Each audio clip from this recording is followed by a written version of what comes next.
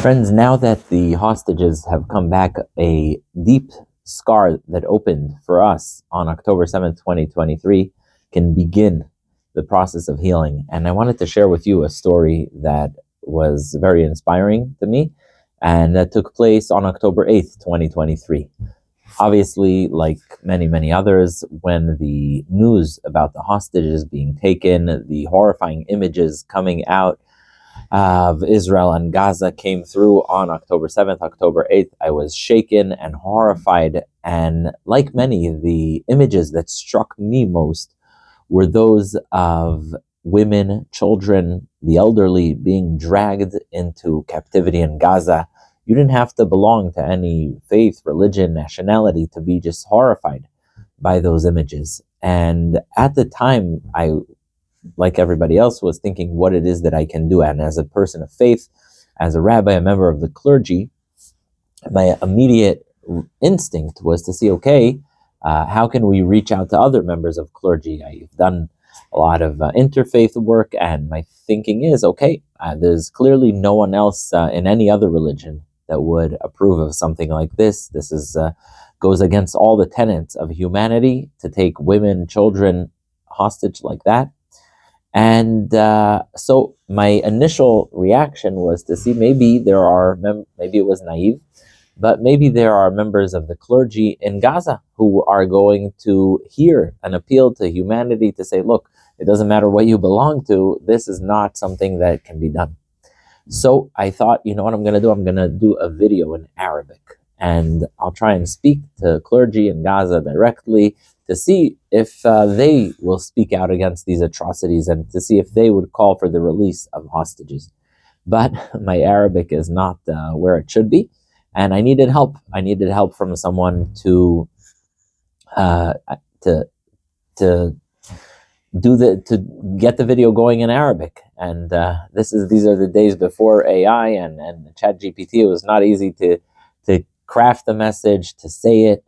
And I reached out to a woman who does this professionally, translations and speech writing, etc., who lived in the United Arab Emirates, an Arab woman, no connection whatsoever to me, to the Jewish people, to Israel, nothing.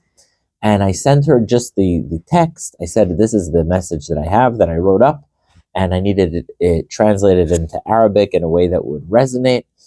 And I said, can you please do this? And yeah, sure. This is a completely business interaction.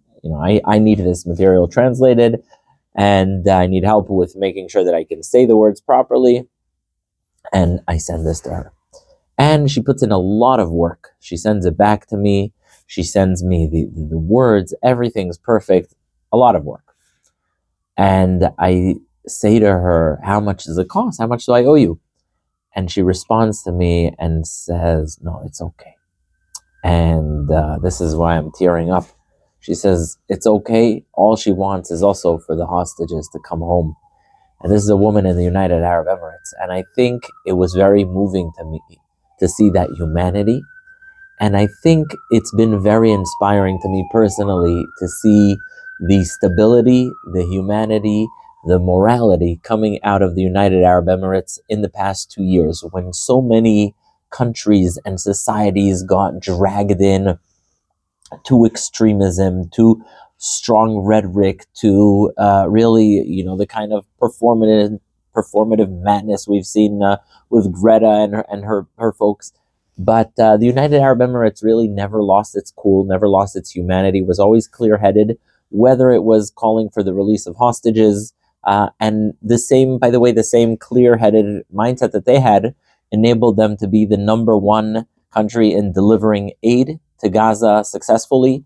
They didn't do any TikToks or any Instagram campaigns. They were focused on helping. And I wanted just to, once this chapter is hopefully closed and the hostages are back, I just wanted to say thank you to the people of the United Arab Emirates who, throughout these past 2 years, when emotions flared and when so much went on, they kept their cool, they kept their professionalism, and most importantly, they kept their humanity, their compassion, their ability to think clearly and also be so empathetic and see the humanity in everyone. So I just wanted to say thank you, and God willing, may we never ever need to see cooperation in times of crisis. May we actually need to see more cooperation in times of happiness, celebration, and joy.